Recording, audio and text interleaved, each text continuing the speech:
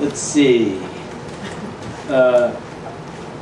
One of the first of these poems I wrote after a friend of mine gave me a copy of the Minnesota Multiphasic Personality Index test, which is a test that the military used to figure out if you were too psychotic for military service. And so I made this poem for her. And it's perhaps the most autobiographical thing I've ever written. 100% plagiarized. 2 sonnets for Stacy, and it has an epigraph from Neil Diamond. They're coming to America. 1. I like mechanics magazines. I think I would like the work of a librarian. There seems to be a lump in my throat much of the time. It would be better if almost all laws were thrown away. I have not lived the right kind of life. I like poetry. I would like to be a florist. I believe in the second coming of Christ. I believe in law enforcement. I am afraid of losing my mind. Children should be taught all the main facts of sex. I like to flirt. I have used alcohol excessively. I loved my mother. 2. Sometimes at elections, I vote for men about whom I know very little. I have never been in love with anyone.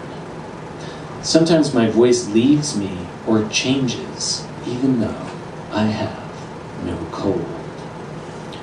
Bad words, often terrible words, come into my mind, and I cannot get rid of them. At times, I've enjoyed being hurt by someone I loved. Horses that don't pull should be beaten or kicked. That's a Nietzsche reference. It is great to be living in these times when so much is going on. I am a special agent of God. I have never noticed any blood in my urine. I think Lincoln was greater than Washington. I like repairing a door latch. I sometimes feel that I am about to go to pieces. I feel like jumping off when I am on a high place. I like movie love scenes. All right, just a couple more. Let's see here. I'm trying to find this one that I just did. Here it is. My friend Mike Hurst and I made a radio piece for the Third Coast Audio Festival, and the assignment was you had to respond to one of these 5 old self-help books, to 2 of them actually, and so we chose The Control of Body and Mind by Francis Gulick Jewett, 1908, and The Facts of Life for Teenagers by Lois Pemberton, and the result is this film called The Control of Teenagers. A good many of you already know the things that are about to happen. The central theme shall be hygiene, the blunt facts of actual experience. The bugaboo remains ever present. Superstitious farm folk set up wheels and perches atop their roofs. The tendency on most everyone's part is to become embarrassed. When they took him from the wrecked train, he was paralyzed from thigh to heel. Revamp your typing exercise. Grandma did her homework in the shadows. Here, chicks, is a list that you so secretly look up at times you can hardly recognize yourself. A skilled surgeon determined to cut through the skull. The wounded man rose from the bed and finished giving the command. From the moment he lost his cerebrum until he died, he seemed to do no thinking. In such a dream, you're the hero abducting the heroine. Gray is all you have seen so far. Some girls are just slower than others. They say it's a man's world, and so it is, also called a harlot, whore, or trollop. She'll reek of cheap perfume and sometimes even liquor.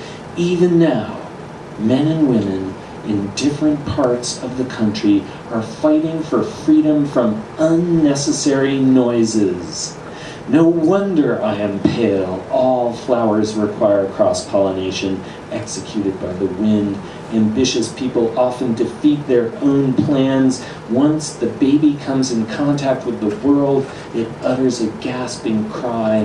He who pretends to have desirable qualities actually declares to those whom he meets that it is all pretense. Sugar draws more flies than vinegar.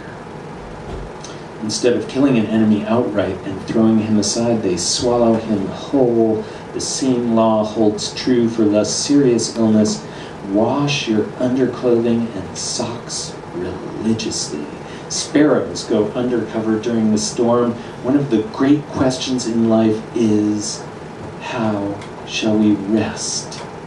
Let a woman faint in the next pew. Suddenly the excited brother and sister rush in, eyes sparkling. Each person must discover his own road to the blessed land of sleep. Kissing has many variations on the theme of self-expression. Smart chicks know you can't attain respect with such tactics. And now comes the moral. What he does not see, he often hears. Thanks a lot.